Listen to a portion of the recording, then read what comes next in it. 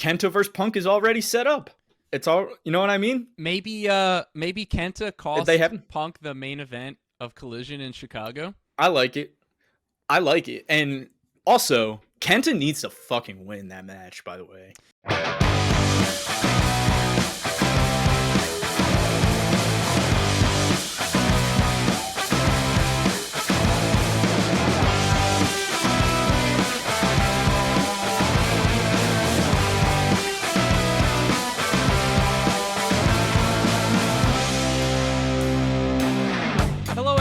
And welcome to the Burning Hammer Podcast. This is a professional wrestling podcast where we talk all things professional wrestling. I'm your host, Mark Izzo, and to your right, that's your other host, Dillon O'Brien. And today, Dillon, this marks a very special occasion. This marks a very special event.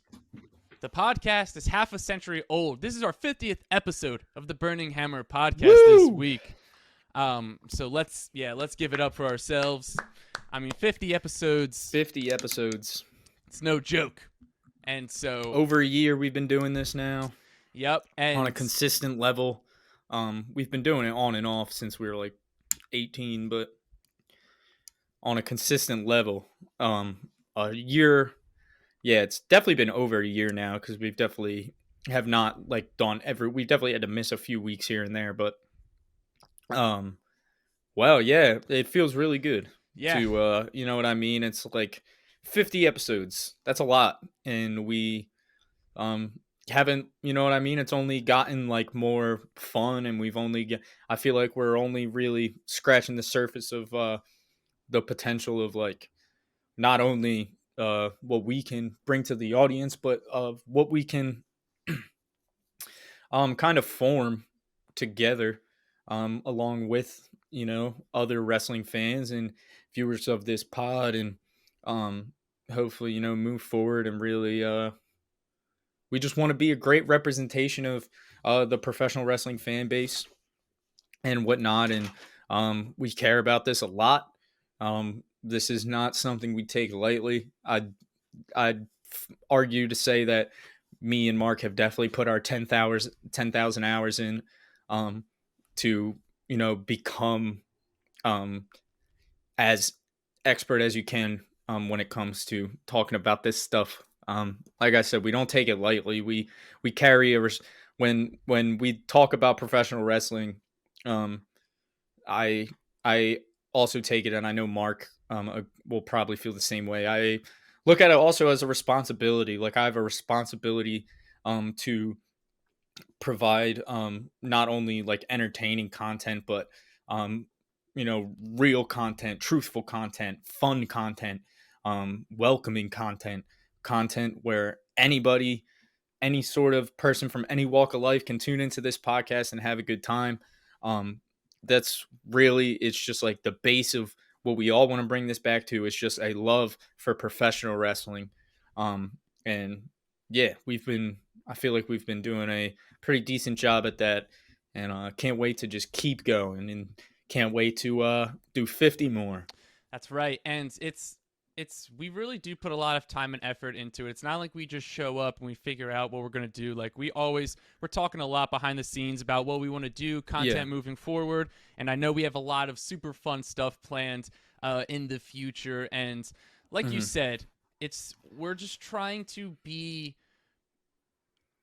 figures that wrestling fans can be proud of, because I feel like there's a lot of people or a lot of different like wrestling media people that you may not be super proud of that they're in the wrestling field, but we just want to be that person that you can be like, I'm proud of those guys, like I support those guys. And like you said, it's a fun, safe space for anyone from any type of background who likes professional wrestling. And this is I'm happy we're building a nice little community that we got here. So with that being said, today's podcast is all about Money in the Bank. So just to give you a bit of an outline. In the good luck.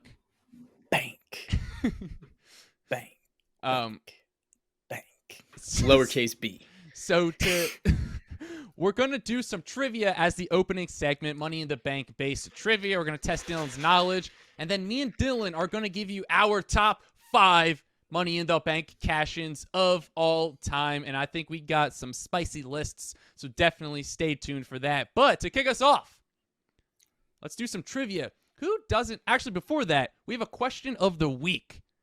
This week's Yes. question: if you could trade an AEW wrestler for a WWE wrestler, who would it be? Dillon, do you want to kick us off? Why don't you kick us off, Mark? I'll kick us off. So, I am going to bring Orange Cassidy to the WWE.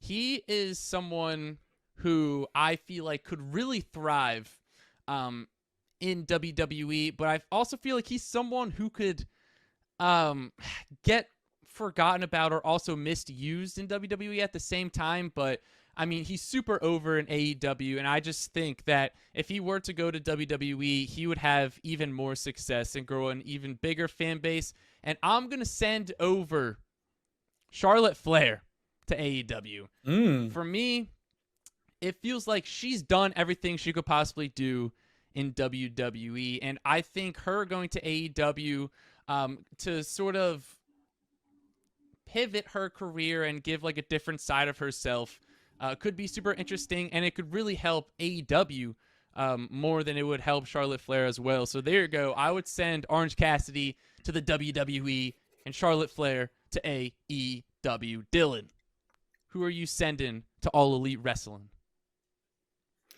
Yeah. So, I tried to take a good hard thought about this going into it, not only in like who I think me personally would like to see in that company, but also I wanted to approach it from a perspective of I think these people would do well when if they were to make the switch basically. I think it's something that would not hurt their career. I think it's something that would benefit their career. Um, the first one, so from WWE to AEW. I don't know if this one, like I said, it might not be too much of a hot take, but we'll see. I'm sending AJ Styles to AEW. That's someone I considered. It's I was thinking about sending yeah, him or Finn to AEW. yeah. So I'm sending AJ Styles. The amount of dream matches that we could have and can still potentially get between AJ Styles, who, by the way, has not lost a freaking step, dude. The Agreed. guy is still, hands down, one of the best in ring workers in the entire world.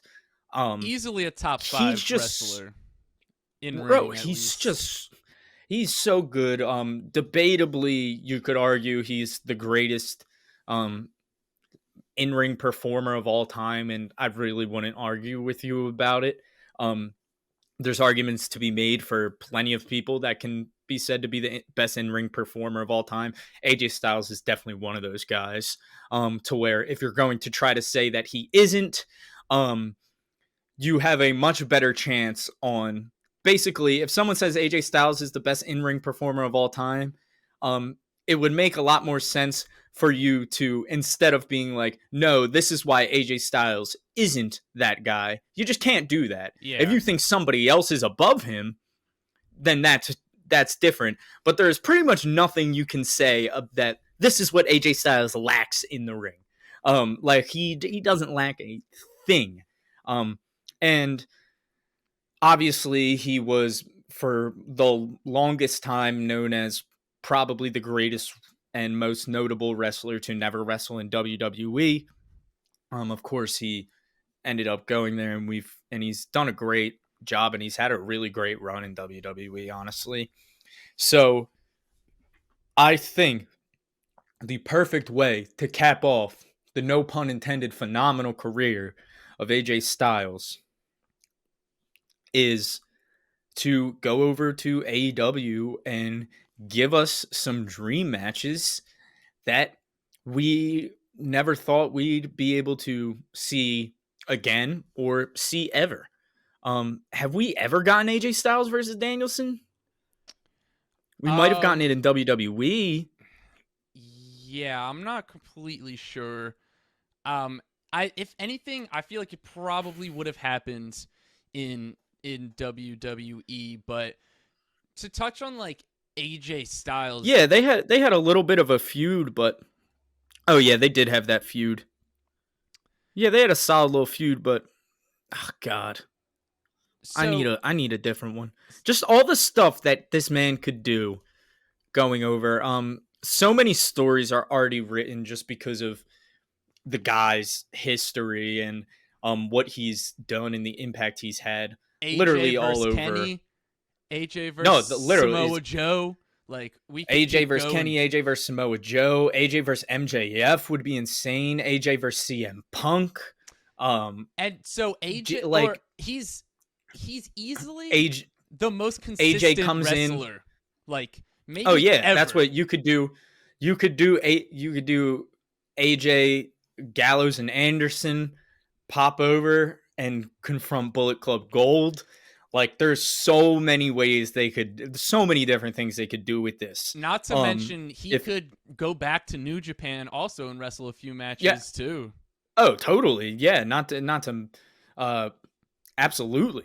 You know what I mean? It's the possibilities are endless for that. And I think it would honestly, like I said, not going to be disappointed by any means if AJ Styles finishes out his career with WWE. Because I think when going into the WWE, rightfully so, a lot of fans were skeptical to see how AJ Styles was going to be booked. Um, Specifically just being that this guy was Mr. TNA. This guy was literally the sole reason basically that WWE had any competition in the mid 2000s. Um, and it was basically WWE versus AJ Styles. Because it was just wherever AJ Styles was going, that was the second biggest wrestling promotion. So, yeah, like I said, even though I'd be happy with him finishing out his career in WWE, I think it would be a great way to cap off the career of AJ Styles, who is probably, I mean, you could say is kind of like the pillar of a journeyman wrestler, making a name on his own and bringing that everywhere he went. You know what I mean? Yeah. AJ Styles didn't rely on a company to make him big. Companies relied on AJ Styles. And that's just simply how it worked. Went on a little rant there. Because I just love AJ Styles. With that being said, the guy I would send back in return for AJ Styles is Wardlow. Um, God, need Wardlow in the WWE. Because Talk about a he's really WWE good. guy. Talk He's about a WWE guy. He's big, he's bulky, he's meaty, he's a beefy, buff boy who's going to be banging meat with other boys in that ring. This is the type of guy, this is a dream opponent for a guy like Big E. This is a dream match scenario for a guy like Gunther. You know what I mean? I think Gunther versus Wardlow very well possibly maybe Big E's favorite match of all time, if that does happen. Um, but yeah, Wardlow, I think we can all agree is very, very talented. Um, I'd I'd say his character work is honestly underrated, and doesn't get enough credit. Um, Not that he really gets hated on for it by any means, but I think he doesn't get enough praise for it. I think he does really well. I think the hate that he gets is mostly just based off of the way his character has been getting booked. Um, Well, in my that's how I feel. It's all been booking. I mean, we've seen it. It's one of AEW's biggest negatives has been how they don't know how to book that like powerhouse type of division. You know what I yeah. mean? They don't know how to. They really are just having trouble with that shit. And to think, Um, like, they have three and guys in Luchasaurus, Powerhouse Hobbs, and Wardlow, and you can't build like a good storyline then like there's things you gotta work on for sure. Oh yeah, I mean, and there's guys in that division. I mean, there's so many matches that could happen. Like we were saying, it's just Wardlow versus Brock. dude. Well, I think there's a good chance we get Wardlow versus Goldberg at All In. We're probably going to. You think so? Yeah. Y- Probably. Do you think Wardlow though? You think that's who we'll face? Yeah. It's got to be right. I mean, who else would It he can't go be any against? Sting maybe, but nah, it'll be CM Wardlow. Punk, Nah, it ain't gonna be Goldberg versus It's Goldberg versus Jericho. Wardlow. Eh. Well, there's That match would very possibly be the worst wrestling match of all time. probably. I'm so sorry to Chris Jericho because for what he can still do, he knows how to hang around. Yeah. You know what I mean? For a guy who has really pushed the limits of his career and has by no means has he outstayed his welcome by any means. That's not what I'm saying at all. Is he's just as you get older, you get a little slower, get a little bit less athletic, and Chris Jericho has been able to stick around and stay entertaining and stay above water despite all of that because of how good he is with everything else and just because of how incredibly self-aware Chris Jericho is. That's the one thing he doesn't get enough credit for, I'll say. Going on a little rant again, but I feel like Chris Jericho may be like one of the most self-aware wrestlers of all time. Agreed. Like the guy knows when to shut his mouth. He knows when to not, you know what I mean? Like he knows when shit isn't working.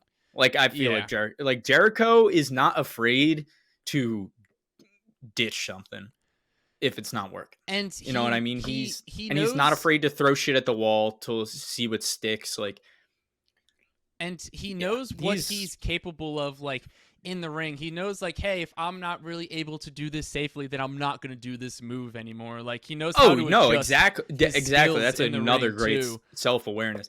Like that's why I think it's not just effect is such a good finishing move for him because he can easily hit it and it's a sick move. So hit it on anybody. It's a sick move. And he also this is just my personal opinion and I'm sure this will happen one day, honestly, just because of I mean Chris Jericho's been in the wrestling business for 30 years now, you know what I mean? So I doubt he's going to leave it completely anytime soon, but once he is out of the ring and stuff like that, and he's like completely done with his wrestling career, he is going to be such a valuable asset as like just as a booker and like role and like backstage like mind. Yeah. And I think Jericho could like easily like go start his own company and be like, I don't think he's going to. If I'm being honest, I could totally see Jericho becoming like a huge part of being like the one of the head of talent operations for AEW after he's done. You know what I mean? I think that if AEW is gonna get a creative team, they're gonna do it and have Chris Jericho be the leader of it for sure. Yeah, so, probably. And Tony, obviously, but and so I think that another good option that I wanted to do was to send Christian back to WWE just to get him. Oh my God! Why didn't I think about that? Yeah, we need Christian versus Edge. Yeah, that probably should have been one of ours, but I was trying to think of less obvious ones. So you let us know. Oh no, totally. Let us know in the comments below. Who do you guys think? Who would you trade for WWE and AEW? What wrestler would it be? And before we move on with the I also had another one Hit me. real quick that I was just going to say, I think Bayley to AEW, I think Bayley would like thrive in AEW. Like I think Bayley could go I think if Bayley went to AEW, she could go down as the best women's wrestler in AEW history. Yeah. Like because of how good she is. Like I just think, and like I said, it's just it's such a crowded women's division at the top when there's only a couple of titles, but and in return I would send back CM Punk. to WWE just to fucking blow the world up CM Punk versus and make it go. Roman. Woo! Yeah, just like CM Punk versus Seth. Um, Punk versus Seth would be insane. Yeah. Punk retires Punk Cena. versus KO. There's a lot of Dude, good a Punk versus options. KO feud would be a. Oh, I was also. We have to get Punk versus Kenta at Forbidden Door, right? It's what it feels like. I mean, It has it to. feels like that's the What else are we gonna. match. If because you're gonna Bro, have Punk on that card, so it feels like Kenta's the you person. have to. And it's who else? It's he's not returning until June 17th, which is a week before Forbidden Door. Yeah. So you're only going to have like a week to set something up. And Kenta versus Punk is already set up. It's all, you know what I mean? Maybe Kenta They cost haven't. Punk the main event of Collision in Chicago. I like it. I like it. And also, Kenta needs to fucking win that match, by the way. Yeah. Punk can't go over. Because Especially because Punk has multiple times openly admitted, like, with zero like remorse, that he just straight up stole the GTS from Kenta. I And actually just to the saw point where that he clip on TikTok. Oh, did you really? Yesterday? It was like CM I think Punk it was, was I saw in- that He was on it. He did. I saw that clip forever ago, but He was talking to someone for some WWE event when he was champion, and he was like, "Yeah, I stole the move from this guy in Pro Wrestling Noah named Kenta, and so I just stole the GTS from him." And it was very blatant and obvious, and I didn't change the name of the move to something stupid. I wanted it to be a direct ripoff, so that's why I kept it the GTS. yeah, no, yeah, that's what he said. He was like, I didn't want to try to like make it like a, which I respect the hell out of that. I I know. love the fact that he was just like, I'm not gonna try to like act like I didn't steal this from him. Yeah. With that being said, he did steal the move, which is fine. It's whatever. It's wrestling. Like nobody really Happens. owns a Yeah. wrestling move. It happens. But it is Kenta's move that CM Punk took. And CM Punk's move also now, but it was Kenta's first. Basically, you can't have the guy who stole the move win that match. Yeah. It's got to be Agreed. the guy who he stole the move from. Agreed. And also, that match could have happened in fucking WWE. Yeah. Hideo Itami versus CM Punk, but All right, so let's move on to some Money in the Bank trivia. Now, this is a segment we have done before, and we're going to test Dillon's knowledge of Money in the Bank. So, Money in the Bank is WWE's next premium live event. So, that's why we're doing the trivia. Dillon, how good do you think your Money in the Bank trivia is? I feel like I'm pretty good. Good, because I try to I feel like I've got some good questions this time. So to kick us off, Alrighty.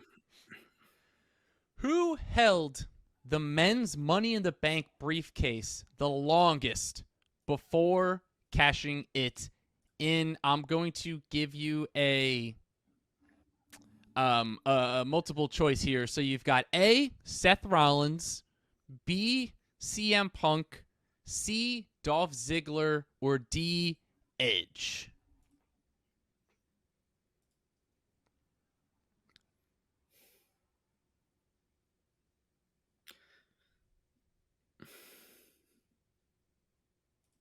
I'm gonna say Edge.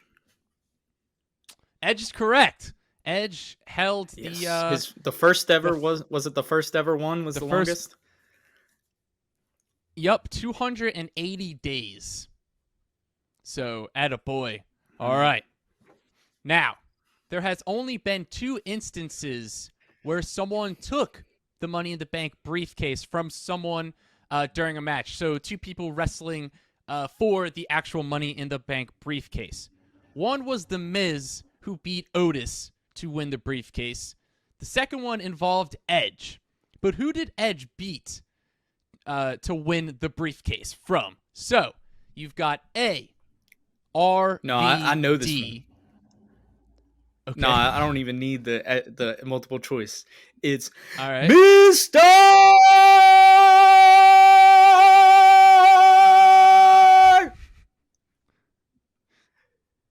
Kennedy.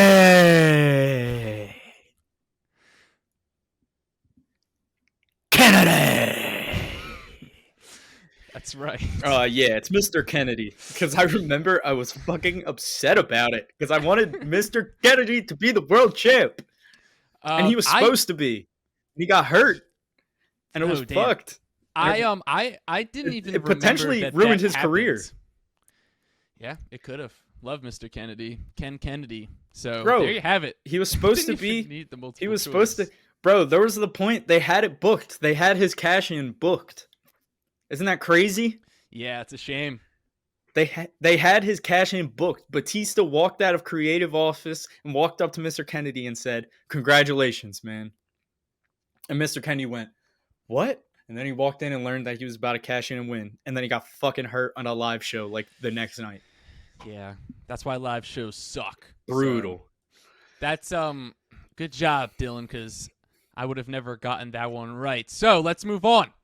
There have been 23 Money in the Bank matches throughout the years, but only 2 men have won the match twice. One was The Miz, but who was the other person? You've got A, Edge. CM B, Punk. CM Punk is right. CM Punk won Yeah, he back won to back to back back. in '08 and 2009. So you're on a roll here, Dylan. I got to say, I'm very impressed because I felt like these are some good questions that I got, and you're just running through them. But this one may stump you. So,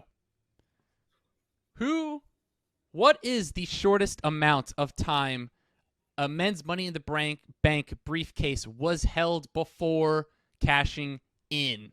So it's the shortest amount of time someone held the Money in the Bank briefcase. You've got A, 57 minutes. B, 1 hour and 32 minutes. C, 1 day. Or D, 49 minutes. I believe it's 57 minutes. And I believe it was Kane cashing in on Rey Mysterio. So you are half right, but the answer is wrong. It's 49 minutes. 49 minutes, but Kane did cash in. Yeah. 57 was Dean Ambrose. So I'll give you Gotcha. half a point. That for was that so. one. Also, the shit was whack. Yeah. That Kane won that shit. Yeah. What an absurd thing they did by doing that. So yeah, and I forget. I feel like I read a story real quick. I just feel like I read a story where somebody else was supposed to win that match. Ooh. For like the longest time, the plan was to have somebody else win. And then like last second they changed it to Kane. And everyone was just like, how the fuck did you go from that guy to Kane? Yeah. Adds up. Yeah, it's like Kane Money in the Bank. Dylan's looking it up right now. We got the cold hard facts here on the Burning Hammer podcast. We need to figure some things out here. So while Dylan's looking that up, you can listen to the Burning Hammer podcast on Apple, Spotify, or wherever you listen to your podcast, and you can watch it on YouTube at The Burning Hammer. And make sure to follow us on all of our social media. On Twitter, we are at The Burnt Hammer. On Instagram, TikTok, Facebook, and YouTube, we are at The Burning Hammer. And follow us on Twitch at The Burning Hammer Podcast. And me and Dylan, not only do we do the podcast, which comes out every single Thursday, but we live stream Mondays and Fridays at 11 a.m. Eastern Standard Time. So if you want to hear us talk about what's currently happening in the world of professional wrestling, make sure to follow us on all of our social media so that way you can catch the live streams. Dylan. I couldn't figure it out, but it was someone like cool that everyone would have been super hype about. Yeah, I know it. How about this? We'll give you guys some homework. The listener, the watcher, you guys find the answer and report back to us. Let us know who was supposed to win Money in the Bank instead of Kane. Because it was someone cool. And I forget who it was. In 2010. So someone get the dirt on that. So let's move on. to the next question. Out of the Mhm. 23 Money in the Bank winners, there have been 5 failures to cash in. One was Austin Theory last year, but can you I name might the be able to other? name them all. Can you name the other 4? That's exactly what I'm asking Yeah. for. Um. So it was Theory, Baron Corbin. That's one, right? Baron Corbin is one. John Cena, John Cena is one. failed cash in. There's been 5 total failed cash ins. And there 3 happened within the last 7 years since Yeah. 2017. There's been 3. So you got 2 of So I them right got so far. 3. So I got 2 more, right? Mm-hmm.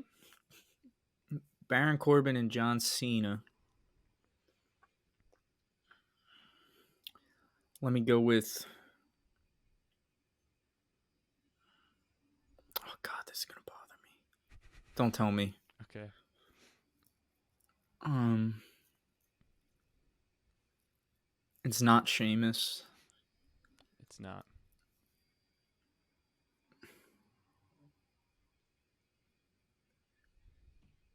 It's not Daniel Bryan, is it?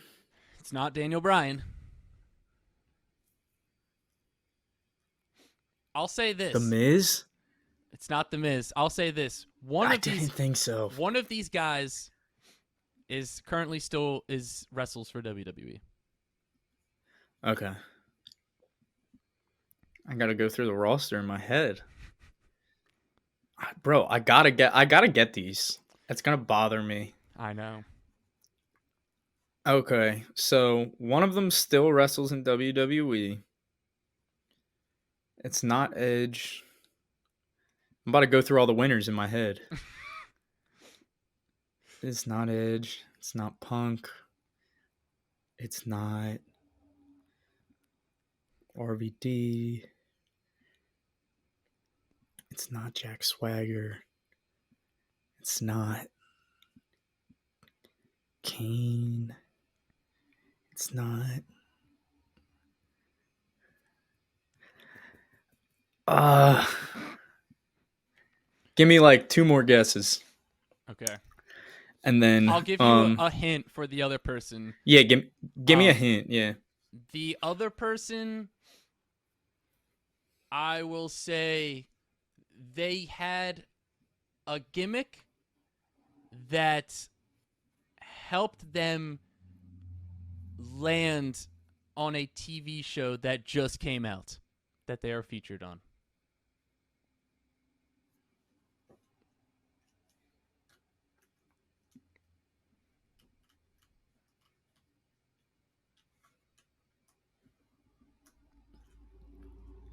Damian Sandow. Yeah.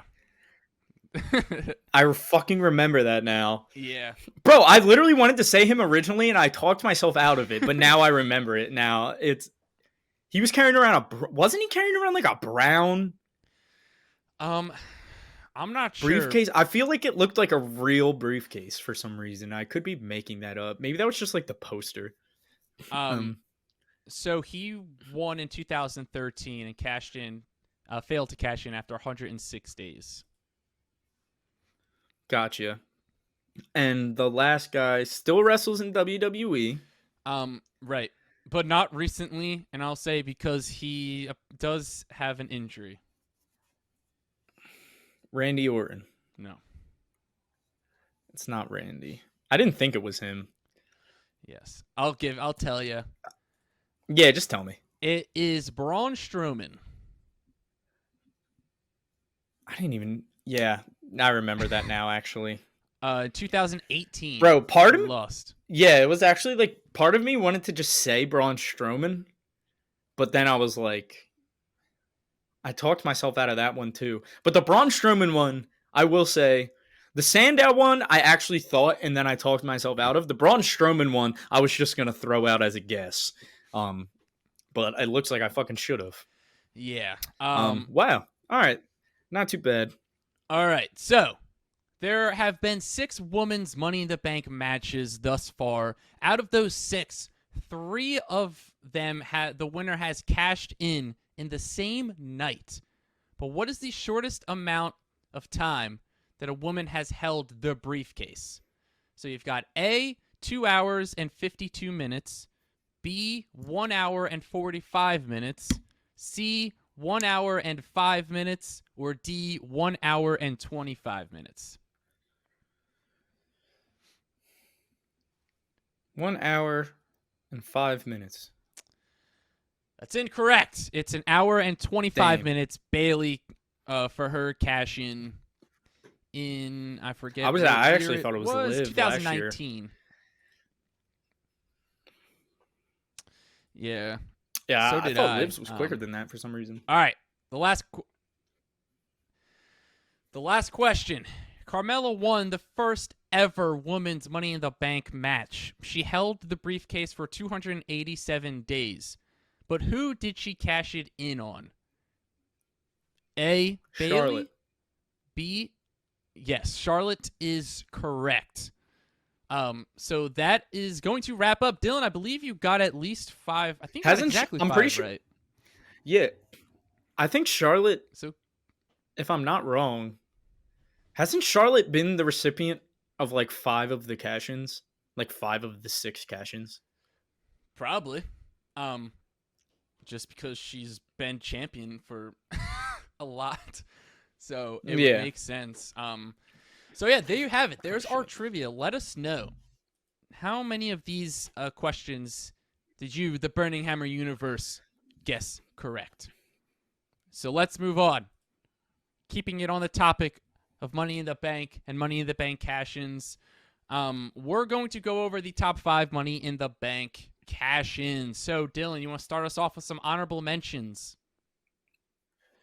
Yes. So this was really difficult for me to decide which to keep off of the top 5 list.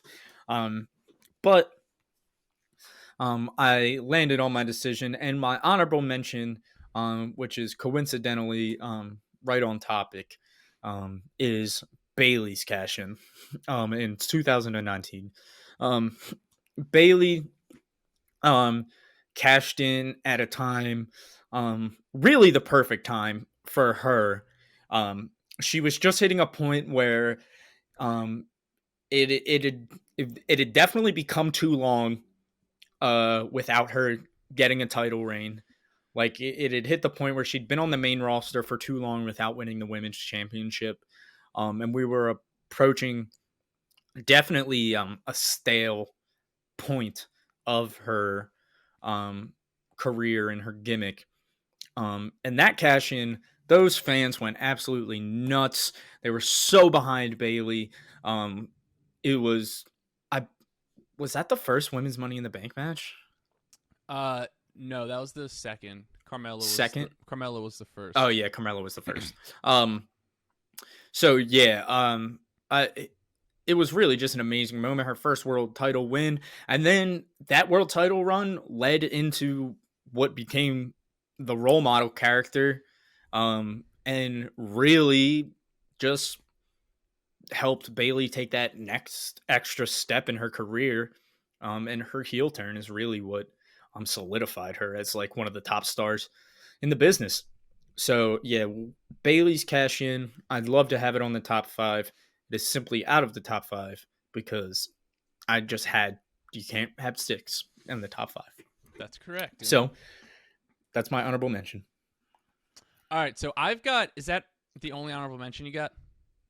That's my only honorable mention. All right, so I've got 3 honorable mentions. The first one, I'm going to say Dean Ambrose in 2016.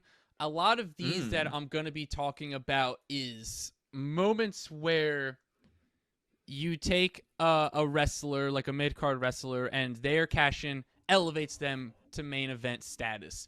And I think that's exactly what happened with Dean Ambrose. Finally, the 3rd member of the Shield to win a world title in WWE. So I have that as an honorable mention. I've got Liv Morgan, last year's 2022, as an honorable mention, just because, like I said, her winning it just elevated her to the main event scene, and then the run she went on, although it wasn't booked properly, it really helped establish her as a main event star and a mega star in WWE as a whole. And then my final honorable mention is Big E in 2021.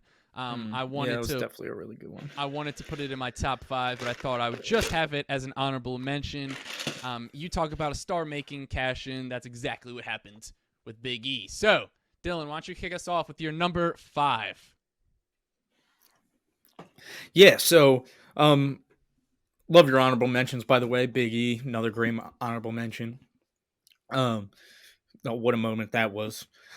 Number 5 on my list of top 5 Money in the Bank cash-ins of all time is Rob Van Dam. Rob Van Dam cashing in on hey, hey, one of the guys. Hey, hey, hey, one of the. I know I see that I'm one of a kind. I'm 10 man and a son and mine, and I say, hey, hey, hey, one of the. All right. Yeah. RVD's the fucking man.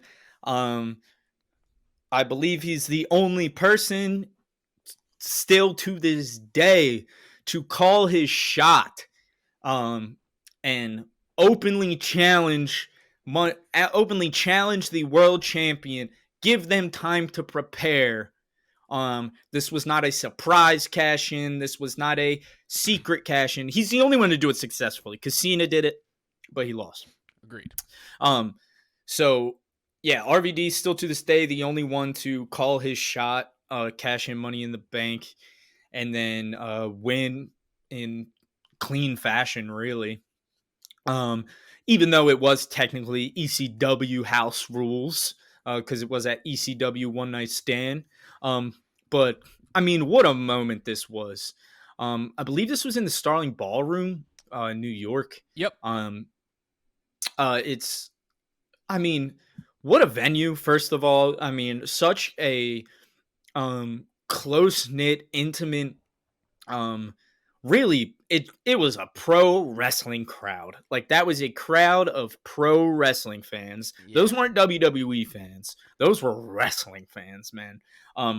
John Cena to this day has probably never received boos and stuff quite the way he did in that building.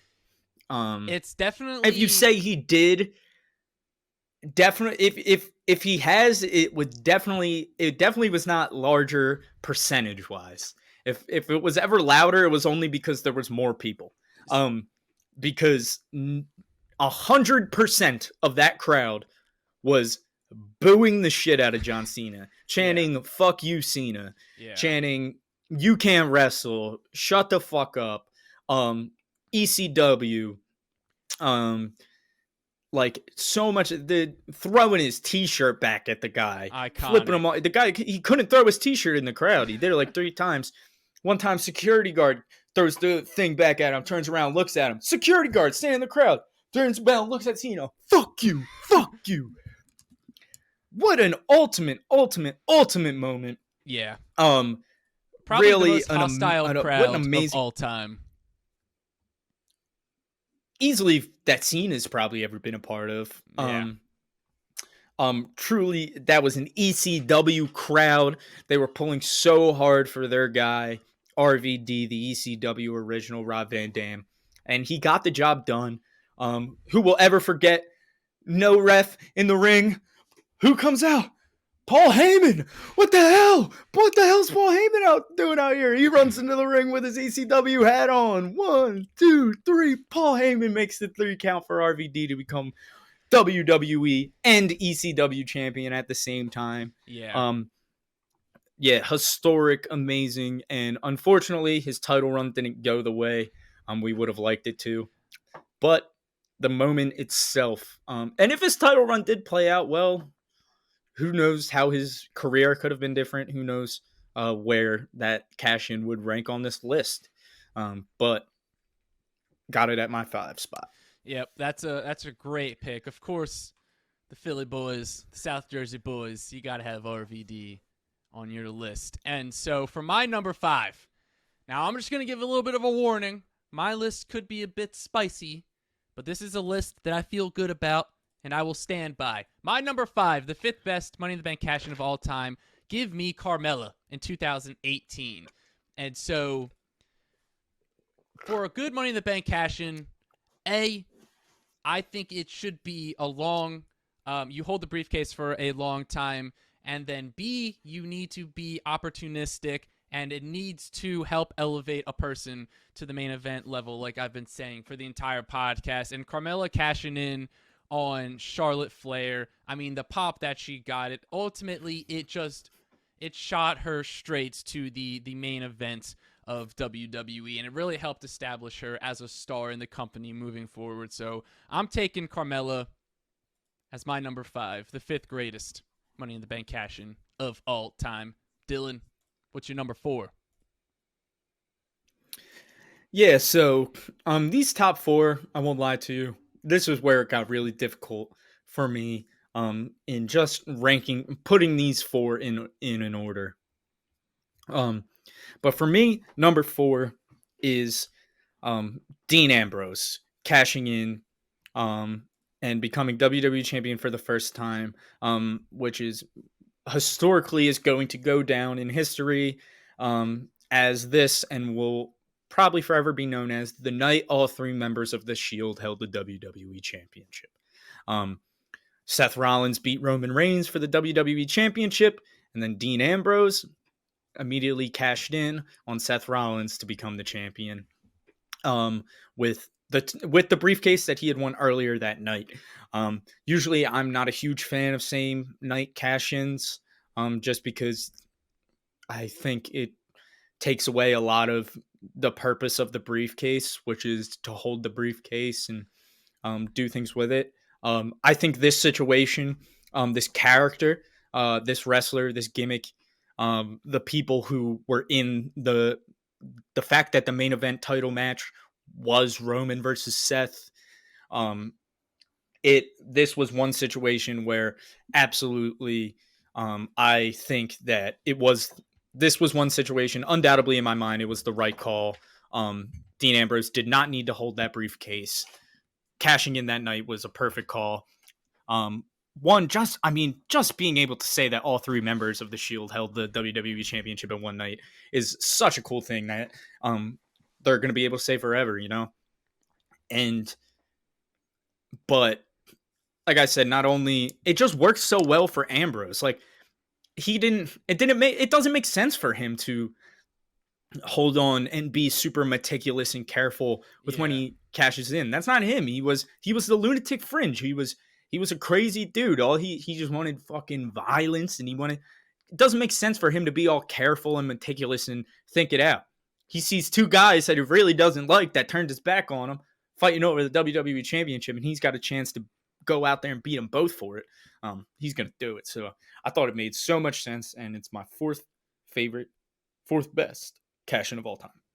Yeah, I mean, that's a great pick. I had it in my honorable mentions, but to put it in the top 5, you got no argument from me. So, my number 4. This could ruffle some feathers. And I stand by this. But my number 4 is Edge's cash-in, the first one that he won in 2006. Now, I'm sure a lot of people probably have this higher up on the list. However, what I try to do is go back and watch my top 5 cash-ins that I had, just the moment of them cashing in, and this was a great moment. Ultimately, it set the foundation for the Money in the Bank, but I understand it was the first Money in the Bank cash-in, but ultimately I didn't like how they went about it, because he had Vince McMahon come out and then he said that Edge is going to cash in his Money in the Bank contract, and then Edge came out. So it kind of just felt like a second match, as opposed to Edge just like the what we get now, running down, throwing your briefcase at the ref hesitating. Are you sure? Are you sure? So it ultimately set the foundation for Money in the Bank, and it helped create Edge as the ultimate opportunistic or opportunist. And I just think the way they went about it, of course, it was the first time they were doing it, so obviously it's not going to be perfect, but I've got it in my top 5, and I've got it at my number 4. Edge, his 2006 cash in. Yeah, so we don't have to harp too much on my number three because that's my number three. My number three is the first cash in of all time. Edge's cash in 2006. Um, Surely because of, like you said, it really set the foundation of what was going to be such an integral part of WWE moving forward, which is the Money in the Bank briefcase. It's such a huge part of WWE. It's one of the most exciting, looked forward to events every year. Not only the Money in the Bank ladder match, but the cash-ins um, themselves as well. Um, Arguably one of like the best match ideas in wrestling history. Um, Yeah.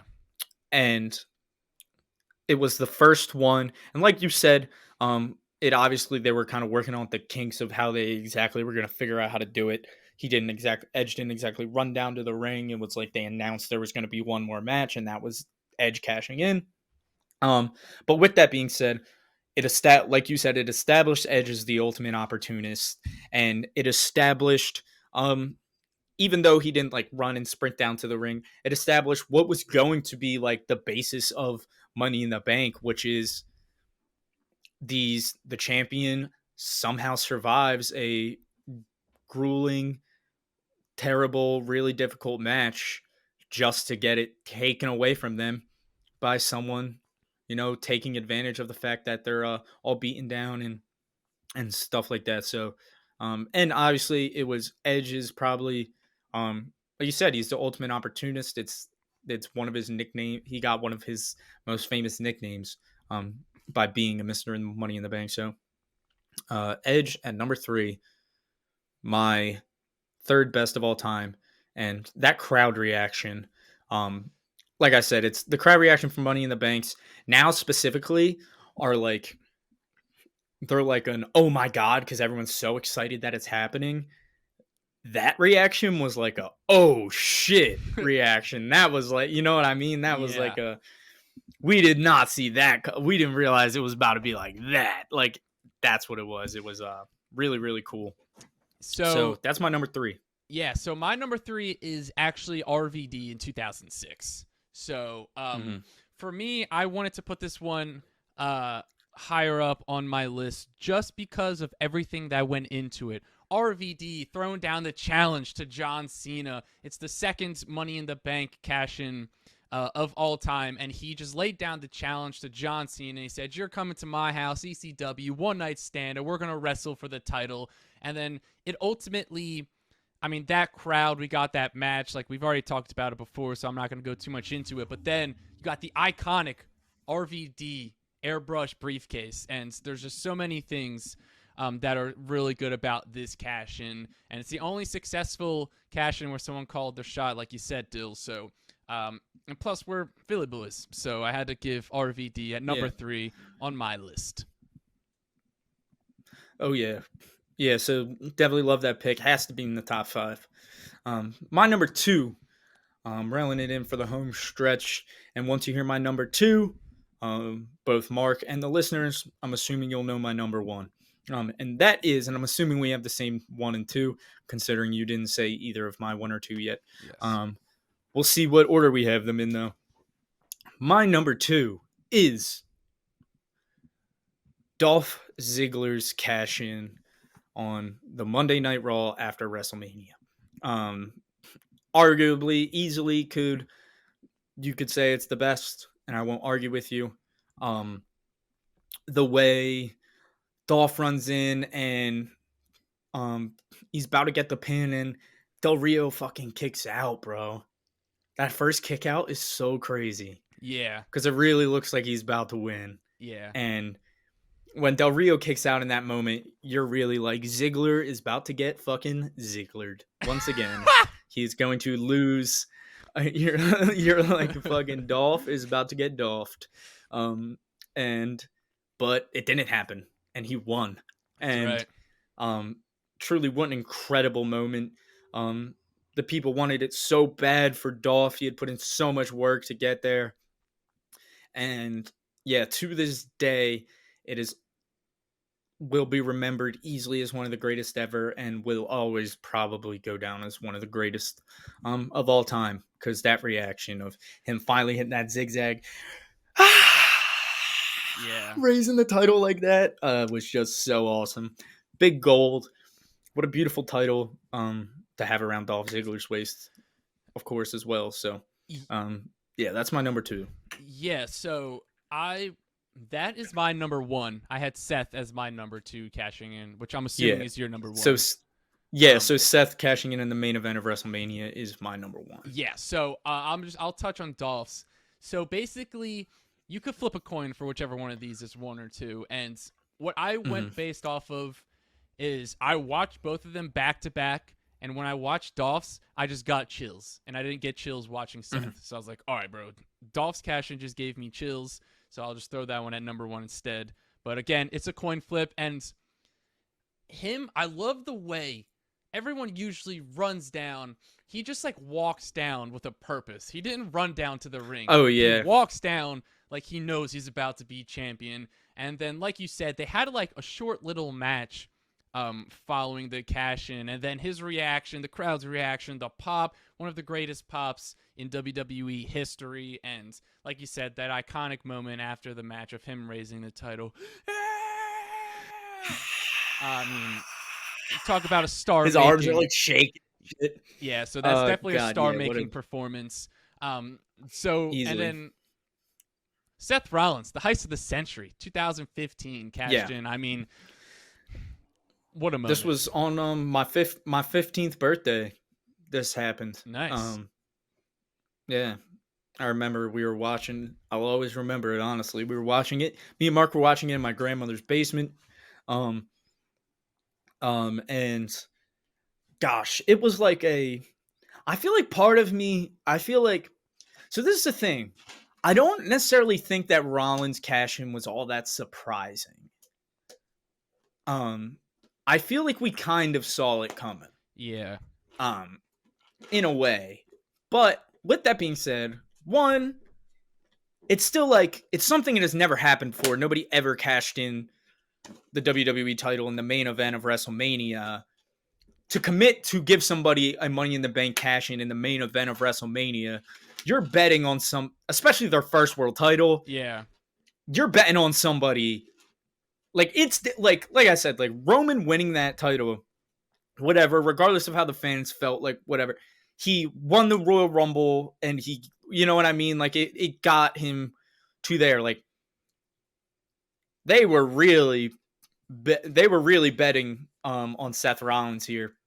And the thing that put it over the top for me and put it as number one is just looking back on it, and I look back at three things that